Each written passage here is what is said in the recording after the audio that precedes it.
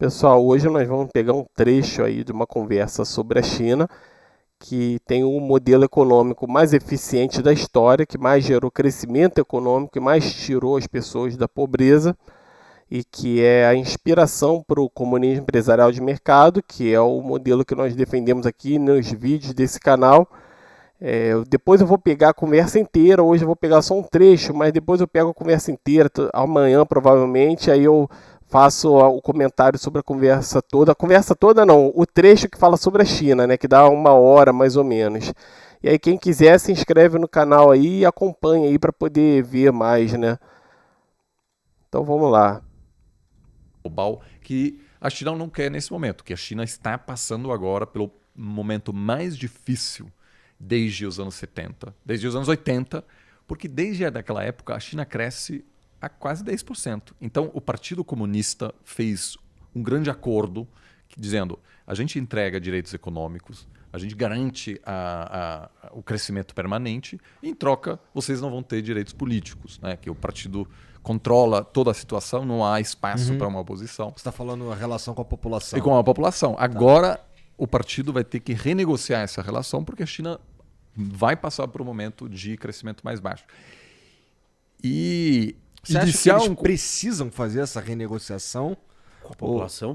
Com a população? Eu acho que, sem dúvida, o modelo chinês que foi adotado do começo não funciona mais. Nós temos que entender uma coisa. Quando você fala de modelo econômico, sei lá, uma economia, ela pode ser sustentada por exportações, por exemplo, que foi o início do modelo chinês, foi esse. A China vender para fora, que foi grande parte da força alemã, é isso. Um modelo econômico de exportação. Fabrica um monte de coisa e vende para o mundo. A China virou a fábrica do mundo. Eu vi um tweet teu mostrando que a relação comercial do Brasil ela é dominada pelo tanto exportação quanto importação pela China, né? Isso, cada vez mais importante. E essa é um modelo econômico. A China, ela começou com esse modelo econômico porque ela tinha uma vantagem competitiva, que era a mão de obra barata. Então ela tinha como produzir... Tinha? Hoje a mão de obra não é mais tão barata. Essa é parte do problema econômico que a China tem. Entendi. Porque assim, quando você começa... Que ele fala como um problema econômico, na verdade não é um problema, né? Quer dizer que a população saiu do nível de pobreza e a população teve um crescimento na renda e prosperou. E aí, é claro, agora os empregos não podem mais ser os mesmos que demandavam mão de obra barata. Agora os empregos têm que ser, a economia tem que se tornar mais complexa para poder gerar empregos de alto valor no mercado de trabalho. E isso, é claro, a China tem que fazer justamente aplicando o comunismo empresarial de mercado, que é um modelo que vai continuar gerando crescimento econômico mais complexo e empregos mais sofisticados com maiores valores, maiores salários. Com o modelo econômico, você fica preso a ele, porque ele dá certo. E você não vai se adaptando, só que as situações vão mudando, você precisa mudar o seu modelo econômico. E é muito difícil para um país fazer isso sem grandes choques, sem grandes crises econômicas. A história do Brasil, nos anos 80, uma das nossas crises, anos 60, e vários outros países do mundo tiveram essas grandes crises que são choques de mudança do seu modelo econômico. E o que acontece? A China, quando ela perdeu parte da exportação, isso vem com a crise de 2008, ela começa a ser uma economia que vai crescer na base do investimento, mais do que exportação até. Mas desde o começo a China investiu muito. Investimento de quem? Do governo. Tá. Ou até da iniciativa privada. Mas isso funciona da seguinte forma, porque a economia pode crescer por consumo ou por investimento. Sim. O que o governo gastando por investimento? Vou construir um monte de estrada, um monte de porto, um monte de ferrovia, um monte de coisas que nem louco. E aí você vai contratar um monte de construtora, vai ter um monte de gente que vai trabalhar naquela obra, vai ter que pintar, vai ter que comprar asfalto. E então, parece que a gente tá prosperando pra caralho. Isso, porque é muito crescimento. Pra vocês o que o Igor coloca aí com o professor Roque, né, o que o Igor coloca é o seguinte: parece que a gente está prosperando pra caraca. Não é que parece, de fato está prosperando. O investimento que o governo estatal, o investimento estatal que o governo chinês está fazendo, está gerando crescimento. Mas o que acontece é o seguinte: ele está focando esse esse crescimento, esse investimento em infraestrutura. Isso, por um lado, é bom, é melhor do que o modelo brasileiro. O modelo brasileiro está fazendo o quê? Está utilizando o dinheiro público, tirando do setor produtivo com impostos e colocando no setor improdutivo. Ele tá utilizando em políticas governamentais, seja Auxílio Brasil, né, o Bolsa Família, seja tanto no governo do Bolsonaro quanto do Lula, o modelo é o mesmo. Tira do setor produtivo dinheiro de imposto que as empresas produzem e coloca num setor improdutivo, que não gera riqueza, não gera prosperidade, não gera tecnologia, não gera nada disso. Esse modelo trava a economia. Então o Brasil está fadado a ser um país que não vai crescer, vai ficar sempre nessa mediocridade. E essa coisa de distribuir esse dinheiro pode ser muito importante para quem está recebendo ali, apesar de que tem uma armadilha aí, porque é ele que está pagando também por isso, então ele está pagando imposto, os 600 que ele está recebendo, ele está pagando também, porque ele está pagando nos impostos isso, mas não é só esse o problema. O problema também é que esse modelo não permite a economia crescer, a economia não cresce, não gera emprego, a pessoa fica sempre dependente daquilo, sem gerar emprego, sem melhorar a renda, nunca sai desse ciclo. E aí fica sempre dependendo desses políticos oportunistas, populistas, demagogos, que vão ficar vendendo essa solução fácil. E aí o que acontece? O comunismo empresarial de mercado, ele utiliza o melhor desse modelo chinês. O investimento deve ser como a economia chinesa fez, o investimento em empresas estatais que são mais eficientes do que as empresas privadas. Com isso, essas empresas, por todo o modelo que vocês podem ver nos meus outros vídeos aí explicando sobre isso, ou podem ler no livro explicando por que elas são mais eficientes que as empresas privadas. Basicamente é porque elas reinvestem o lucro, ao invés de distribuir o lucro para o rico, e são administradas de forma igual à empresa privada. Não tem gerência política, mas vocês podem saber mais nos outros vídeos. E aí o que acontece? Com esse modelo a economia cresce e não gera o problema que a economia chinesa está gerando agora com esse investimento que o professor Roque está falando aí, que é investimento em infraestrutura. Porque o investimento em infraestrutura é bom para o país, é melhor do que o modelo brasileiro, que gera só gastos, é melhor. Porém, o investimento em infraestrutura também tem um problema, porque quando você investe, por exemplo, num trem de alta velocidade, como os chineses estão fazendo em larga escala, você gera um gasto, porque além do investimento, você vai ter que ter uma manutenção. Quando você gera na empresa pública do comunismo empresarial de mercado, você está gerando uma empresa que não gera gasto para o governo. Então você investe aquele valor na economia e aquilo gera crescimento e gera lucro por si só. A empresa funciona autonomamente, ela não gera gasto para o governo. O investimento em infraestrutura que o governo chinês tem feito gera gastos, então ele está se endividando para gerar isso, e isso está gerando gasto. Então, o ideal para o modelo chinês é focar no comunismo empresarial de mercado, pegar esse modelo que é o melhor que tem lá, e evitar esses enganos do capitalismo de Estado. Então o professor Roque vai falar um pouco mais aí, talvez ele vai entrar aí da forma dele um pouco nesse problema, mas naturalmente ele não entende bem o problema geral que existe, porque o professor Roque tá mais em umas ideias liberais, né? Uma ideia, o Banco Mundial fala que o crescimento econômico da economia global, a porcentagem do crescimento da economia global que vem de investimento é 25%. Economias maduras é de 17% a 25%. Economias emergentes de uns 28% a 32%. A China é 50%. Porra. Nenhum país na história teve esse tamanho de porcentagem do PIB em uma economia de investimento. Vocês conseguem prever qual é o efeito disso? O efeito é o seguinte, só completar o raciocínio. Tá. O que acontece? Você começa a direcionar dinheiro para coisas que são investimentos não produtivos. Então, por exemplo, os governos locais das províncias chinesas, eles não têm receita muito boa de cobrar impostos. Aí o que ele faz? Ele começa a construir estradas que não servem para nada, que vão a lugar algum, grandes trens de alta velocidade que não conectam nada com nada. Então, é infraestrutura sobrando.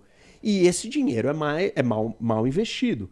E aí, como esse excesso, para você conseguir investir tanto, você precisa ter poupança. E a China é o país que tinha a maior poupança da história do mundo. 50% do PIB era dinheiro de poupança, guardado. E quem que guarda esse dinheiro? A economia tem que estar concentrada na mão de empresas e do governo, e não das pessoas. As pessoas não guardam tanto dinheiro, porque elas gastam. Então você tirou o poder da população para dar o poder para esse modelo econômico. E aí o que aconteceu?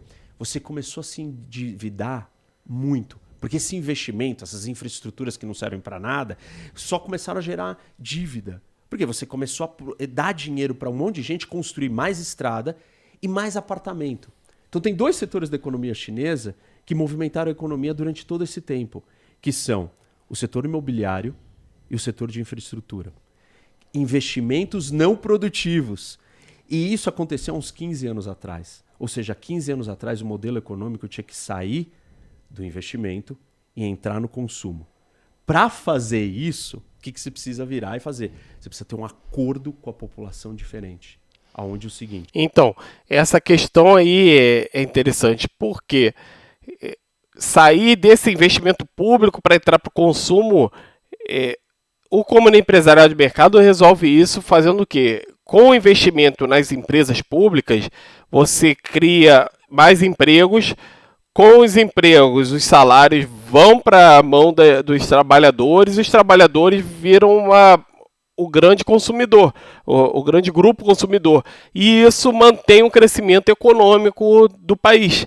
E aí que não precisa ficar tão dependente nem da exportação, nem desse outro problema que ele está colocando. Então o Estado não precisa ficar investindo, criando dívidas para investir em obras públicas para gerar emprego, porque você já está criando empresas que estão contratando, estão criando empregos e já está distribuindo com os salários do emprego, já está gerando uma massa de consumidores.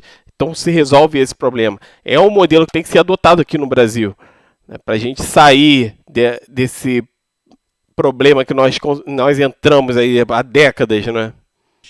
Eu vou começar a distribuir mais riqueza para a população. Só que isso vai contra o modelo político chinês, onde a concentração da riqueza está na mão do Estado. O Estado detém as empresas, que são a maioria delas estatais, e o governo. Então, a população não recebe o dinheiro. Não tem salários melhores, não tem aposentadoria, não tem previdências, não tem benefícios sociais melhores. Esse problema não é por conta do Estado ter as empresas, né? Ao contrário, as empresas públicas beneficiam o trabalhador. Tanto que esse problema existe lá nos Estados Unidos, que é o modelo que o professor Roque defende, né? Lá nos Estados Unidos, as grandes empresas privadas lá formam os bilionários e que não distribuem o lucro para os trabalhadores, e aí tem uma massa de pobres enorme, tem uma desigualdade enorme no país e que não consegue acabar com esse sistema extremamente injusto. Então, o modelo mais justo é justamente esse do Comune Empresarial de Mercado, gerar empresas públicas que vão gerar os empregos. Só que aí ele vai entrar, e ele já está entrando nessa questão de que é o governo que não quer que as pessoas ganhem dinheiro, porque isso aí vai acabar com o poder político. Aí já entra a questão dele, aí, o peleguismo dele aí, né? Para fazer essa transição, para você virar uma economia de consumo, você precisa distribuir o dinheiro e entregar o dinheiro para as pessoas. E a China não está preparada para fazer isso, porque isso é uma transição política. E se ela não fizer isso, a economia chinesa vai continuar se endividando a uma velocidade muito maior do que o seu PIB cresce. De 2008 para cá, a porcentagem da dívida do PIB chinês pulou de 150% para 280% hoje. Esse é o maior crescimento da história de nenhuma nação nesse período de tempo. Por que isso está acontecendo? Porque você está enfiando dinheiro em coisa que não serve para nada. O quê? Um monte de prédios de apartamentos que não tem quem compre. Porque não tem dinheiro da população para comprar. Mas essas construções desses prédios vazios, dessas estradas que não chegam a lugar nenhum, elas entregam crescimento econômico. E aí hoje a China tem duas opções. Ou ela muda o modelo e entrega o dinheiro para a população, só que isso fere o modelo comunista de um partido único, centralizador, que vai ter que dividir poder. Se mais gente começa a ter dinheiro, mais gente começa a ter poder. Então, se ele é um grande empresário. Isso aí já não tem nada a ver com o que ele está falando, né? A discussão é interessante, ele aborda alguns temas interessantes, mas aí ele entra nas meias verdades e entra num pouco de fake news também, né? Porque, na verdade, o governo chinês é que está realmente tirando, o modelo chinês está tirou mais 700 milhões de pessoas da pobreza. Então, o dinheiro está chegando na população sim, e não tem nada a ver essa questão que ele está falando de que o governo não quer distribuir dinheiro porque mais pessoas com dinheiro vão questionar o governo. Não tem nada a ver uma coisa com a outra, né? Isso é que é importante a gente esclarecer para a gente não cair nesse discurso burguês que nós temos aí, que a mídia vende, e aí que esses caras ditos aí intelectuais vão vender o tempo todo. Milhões de grandes empresários ou milhões de pessoas com dinheiro, elas começam a ficar insatisfeitas. Falar, peraí, não quero que esse negócio seja mais desse jeito. E ou você faz isso, ou você desacelera a economia para baixar a dívida, o crescimento da dívida, porque você está investindo em coisas que não têm sentido, e aí a economia chinesa vai desacelerar brutalmente, e isso vai afetar o que o Oliver colocou, que a legitimidade do Partido Comunista vem exatamente de você entregar crescimento econômico em peso substancial, e aí é um problema gigante, ou você muda o modelo, só que muda o modelo bate com a política. O que a China está fazendo? Nenhum nem outro. Ela não está desacelerando e ela não está mudando para o consumo. Dobra a aposta. Tipo, o que os governos locais estão desesperados? Vamos construir nova infraestrutura. Infraestrutura do quê? Estrada de lugar nenhum para lugar nenhum. Mais prédio. Então, tem uma bolha gigantesca nesses dois setores. O de infraestrutura. O imobiliário é muito mais grave. 30% da economia chinesa depende do setor imobiliário e o resto, os outros 25%, está em infraestrutura. Eles estão dobrando a aposta. Isso vai aumentar a dívida a níveis absurdos e essa transição vai ser feita na força. Mas vai dar merda antes de fazer a transição?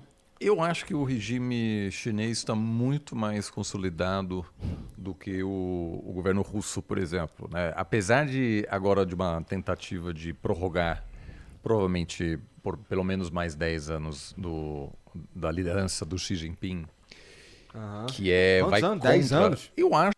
Agora eles vão entrar aí numa questão mais política, interna do partido chinês e tudo.